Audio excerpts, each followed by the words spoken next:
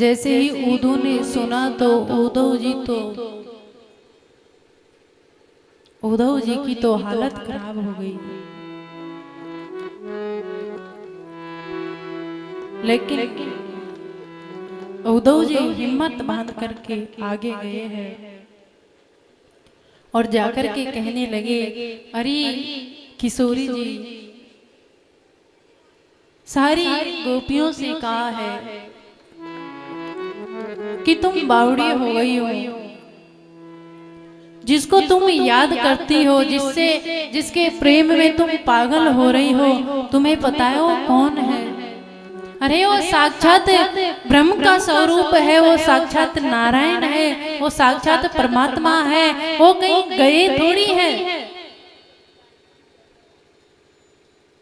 वो तो ब्रह्म है। तुम जहाँ देखोगे वहीं परमात्मा है। तुम्हारे अंदर भी परमात्मा का वास है, हमारे अंदर भी परमात्मा का वास है। तुम क्यों अपनी ये पागलपन की बातों में, पागलपन के प्रेम में बावड़ी हो रही हो, अपनी दशा बिगाड़ रखी है? वो कहीं गए थोड़ी है। गोपियों ने कहा कि उद्धव भैया, तुम कह रहे हो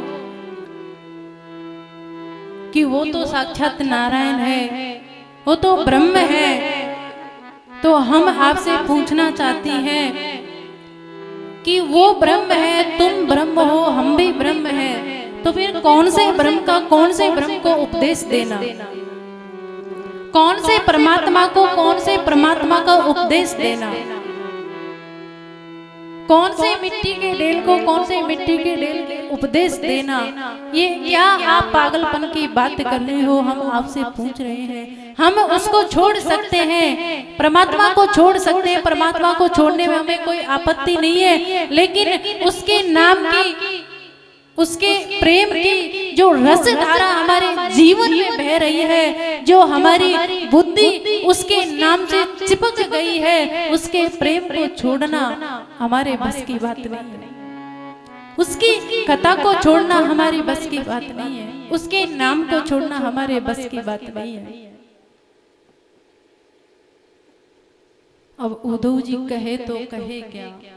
उद्धव जी आज गोपियों के चरणों में लेट गए, वृंदावन में लोट-पोट होने लगे। उस वृंदावन की रज में आज उद्धव जी ऐसे लोट-पोट हो रहे हैं, अपनी दिशा को भूल गए।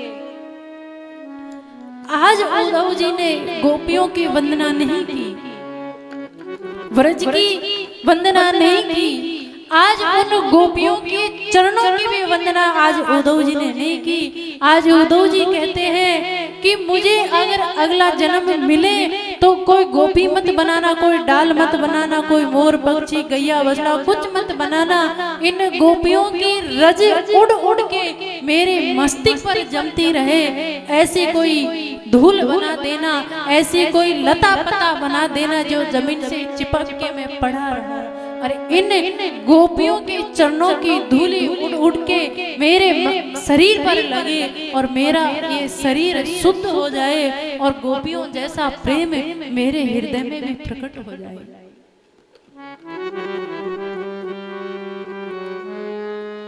उद्धव जी भगवान से कह के आए थे कि मैं 1-2 घड़ी से ज्यादा ठहरूंगा नहीं, मेरा मन नहीं लगेगा वहां पर। लेकिन आज उद्धव को 1 नहीं 2 नहीं, आज उद्धव जी को 6 महीने हो गए व्रज में, लेकिन व्रज को छोड़ करके उद्धव जी का जाने का मन ही नहीं करता। भूल गए उद्धव जी व्रज में आकर के।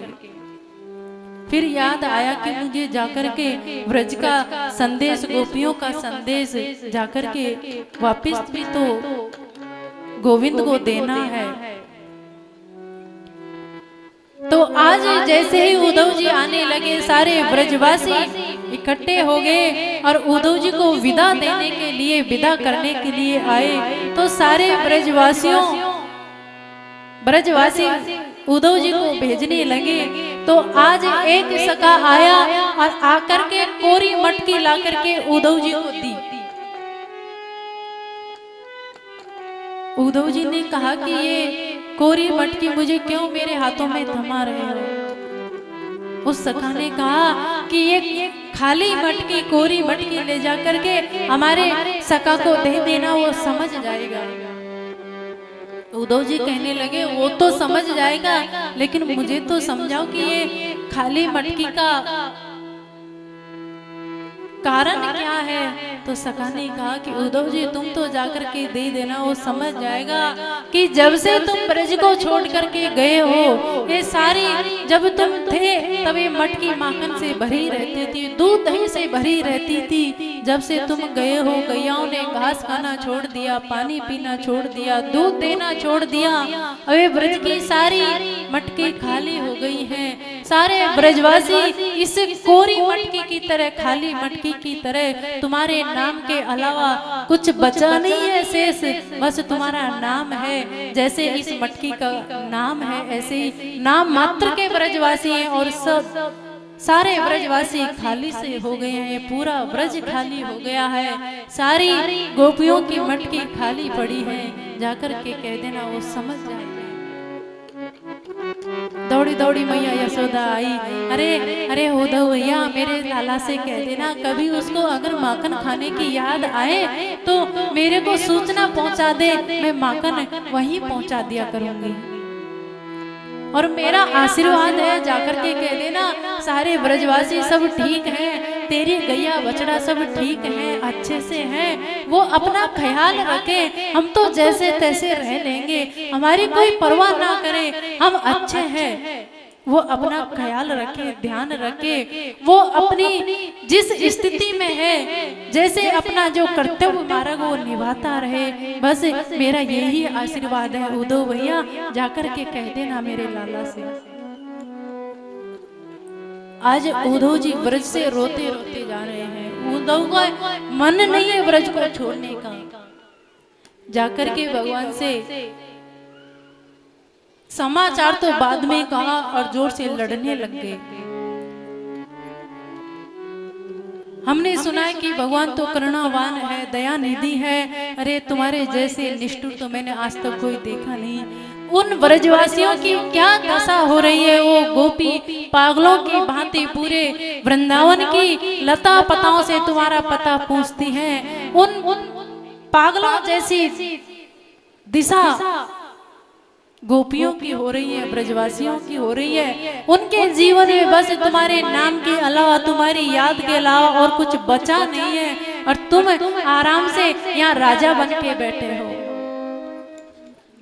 आज उद्धव जी को